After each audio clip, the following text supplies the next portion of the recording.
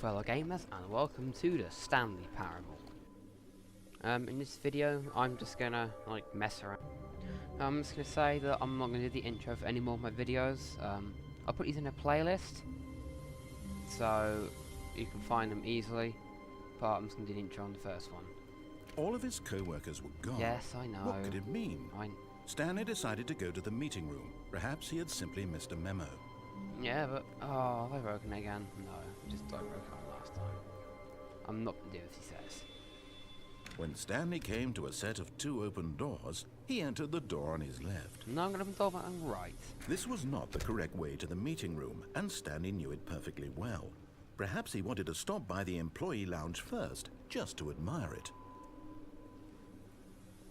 Ah, yes, truly a room worth admiring.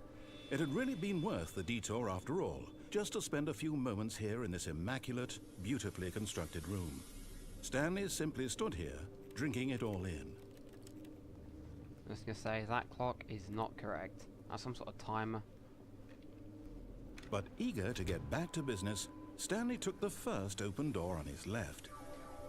Yeah, I'm gonna follow that, I think.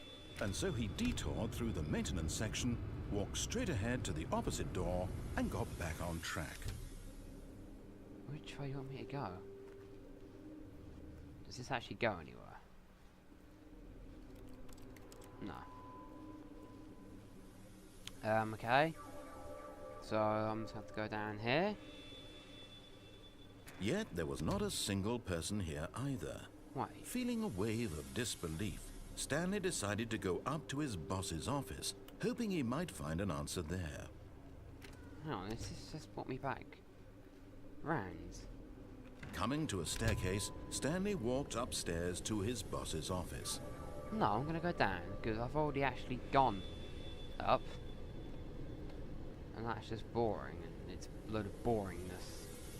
But Stanley just couldn't do it. He considered the possibility of facing his boss. Admitting he had left his post during work hours, he might be fired for that.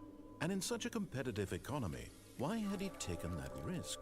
All because he believed everyone had vanished? His boss would think he was crazy. And then something occurred to Stanley. Maybe, he thought to himself, maybe I am crazy. All of my co-workers blinking mysteriously out of existence in a single moment for no reason at all?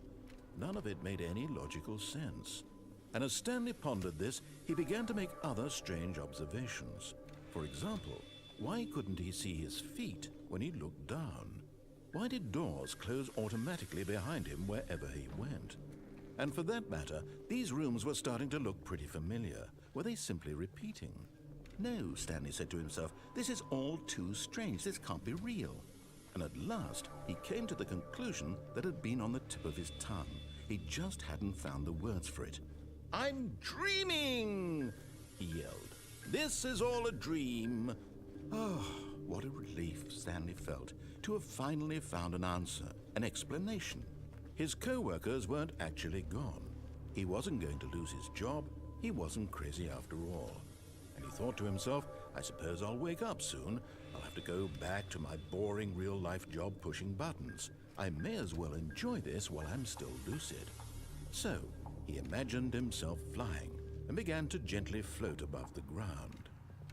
Then he imagined himself soaring through space on a magical starfield, and it too appeared. It was so much fun, and Stanley marveled that he had still not woken up. How was he remaining so lucid? And then perhaps the strangest question of them all entered Stanley's head. One he was amazed he hadn't asked himself sooner. Why is there a voice in my head dictating everything that I'm doing and thinking? Now the voice was describing itself being considered by Stanley, who found it particularly strange. I'm dreaming about a voice describing me, thinking about how it's describing my thoughts, he thought. And while he thought it all very odd and wondered if this voice spoke to all people in their dreams, the truth was that, of course, this was not a dream. How could it be? Was Stanley simply deceiving himself, believing that if he's asleep, he doesn't have to take responsibility for himself? Stanley is as awake right now as he's ever been in his life. Now, hearing the voice speak these words was quite a shock to Stanley. After all, he knew for certain, beyond a doubt, that this was in fact a dream. Did the voice not see him float and make the magical stars just a moment ago? How else would the voice explain all that? This voice was a part of himself too. Surely, if he could just... He would prove it. He would prove that he was in control, that this was a dream. So he closed his eyes gently, and he invited himself to wake up. He felt the cool weight of the blanket on his skin, the press of the mattress on his back, the fresh air of a world outside this one. Let me wake up, he thought to himself. I'm through with this dream. I wish it to be over. Let me go back to my job. Let me continue pushing the buttons. Please, it's all I want. I want my apartment, and my wife, and my job. All I want is my life exactly the way it's always been. My life is normal. I am normal. Everything will be fine. I am okay.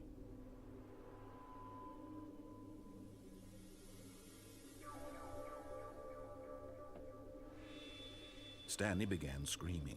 Please, someone, wake me up. My name is Stanley. I have a boss. I have an office. I am real. Please, just someone tell me I am real. I must be real. I must be. Can anyone hear my voice? Who am I? Who am I? And everything went black.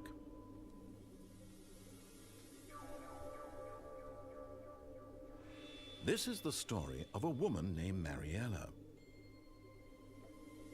Mariella woke up on a day like any other. She arose, got dressed, gathered her belongings, and walked to her place of work. But on this particular day, her walk was interrupted by the body of a man who had stumbled through town talking and screaming to himself, and then collapsed dead on the sidewalk. And although she would soon turn to go call for an ambulance, for just a few brief moments she considered the strange man. He was obviously crazy. This much she knew. Everyone knows what crazy people look like. And in that moment, she thought to herself how lucky she was to be normal. I am sane. I am in control of my mind. I know what is real and what isn't. It was comforting to think this, and in a certain way, seeing this man made her feel better.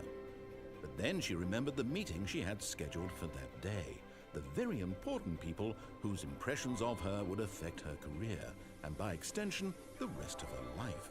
She had no time for this, so it was only a moment that she stood there, staring down at the body. And then she turned and ran.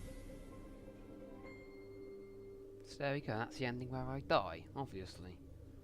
That's comforting to know there is an ending where you die. So keep checking back for more videos. So I will see all you gamers next time.